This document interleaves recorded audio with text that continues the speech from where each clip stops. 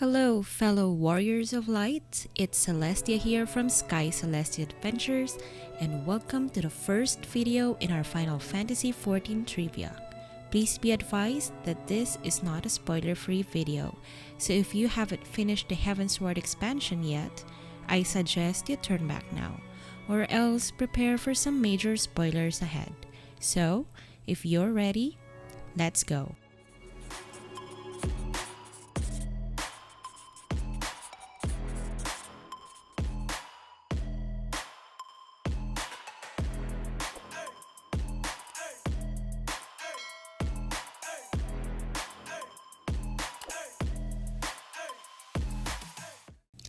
In this video, we'll talk about Estinien's Dragoon armor, which he is wearing when he was first shown in Stormblood, and has been shown wearing through future expansions including the Endwalker trailer.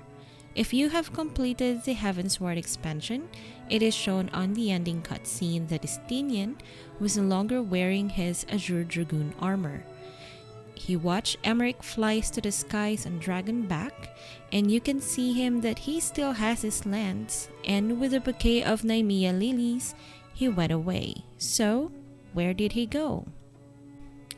If you did the side quest, the paths we walk after completing the Heavensward expansion, you as the Warrior of Light will retrace the steps of your adventure all throughout Heavensward, reminiscing the paths you took, and the memories shared with important people who became close to your heart. One of these memories will take you back to Azizla, where you will find a bouquet of Nymea lilies as you reminisce Ysael's last stand to pave the way for you in your battle against Thordan. From this point, you already have an idea that Estinien offered this bouquet in memory of Ysael. Now, if you read the story entitled Azure Ashes from the Final Fantasy XIV Lodestone Tales from the Storm, it shows an expanded version of Estinien's journey after Heavensward. In this story, it was mentioned that Estinien only stayed in Ishgard long enough to recover and witness Sir Emmerich becomes the appointed leader of Ishgard. He then set on his own journey, leaving Ishgard as he thinks he no longer has a role to play since the Dragonsong War was over. A passage from the tale goes like this: "Where to, then, for Ishgard's unwanted champion? Estinien could think of several places, and so he had embarked upon a journey. To the ruins of Ferndale, the village of his birth, to offer a prayer to his beloved mother, father, and little brother Hamignant, to a cliff overlooking the capital, to give thanks to the knight brave and true, whose sacrifice had kept Ishgard's hopes alive, to the floating continent Azizla, to pay tribute to the maiden of conviction who blazed the path for her comrades by burning the candle of her life. His old self would never have contemplated such a sentimental journey, but times had changed, and so had he. Last of all, he had come to Sorkai to voice his regret to the long-departed Ratatoskar, a visit he had hoped would go unnoticed." It was mentioned how Heavensward appreciated this gesture from Estinien and even told him how Ratatoskar would have welcomed it. In their conversation, Estinien said with the end of the Dragonsong War, he is no longer the Azure Dragoon. However, Heavensward disagreed and pointed out that he and his lance is still needed elsewhere. "If thou would swear to fight for man and dragon both, then come with me. Unto thee I shall bequeath armor befitting a true dragoon." These were Heavensward's words before he soars to the skies, in which Estinien followed suit riding his mana cutter. Heavensward and Estinien arrive at the ruins in Sorkai, in which the worm pointed him to one of what appeared to be the remains of a barracks built for men. Several armory chests were there, but one of the chests caught his eye.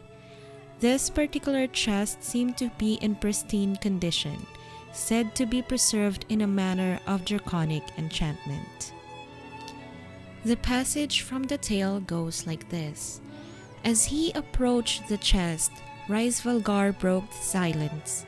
In the beginning, dragoons were men who fought beside dragons, not against them.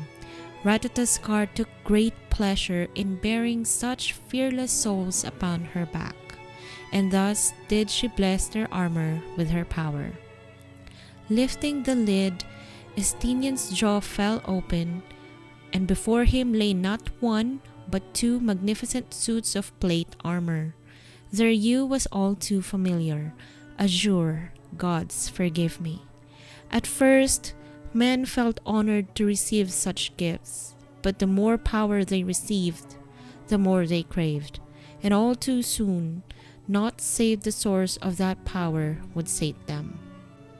And so they butchered her, devoured her eyes like feral beasts. The armor of the first dragoons, brimming with power freely given, the mere sight of it made Estinien's heart swell, but he made no move to claim his prize. "Why," he said at length, "why grant me this power? What makes you think I am any different from Thordan and the rest?" At this, the worm paused, head lowered, before answering softly, "A maiden did give me cause to believe in thy kind once more." Only after another lengthy silence did he continue, "Never was this armor worn. It wanteth for a master a true dragoon. Thou hast cast aside one azure. If thou wouldst take up another, it is thine." A short while later, Estinien emerged from the barracks with new armor and newfound purpose. The azure plate gleamed brilliantly as it caught the light of the midday sun. "Such armor deserves a name," he declared, "and I know one which befits it well." Rysvelgar stared at him expectantly. "Iceheart, for it shall watch over a man ignorant of all things save how to wield a lance steeped in anger."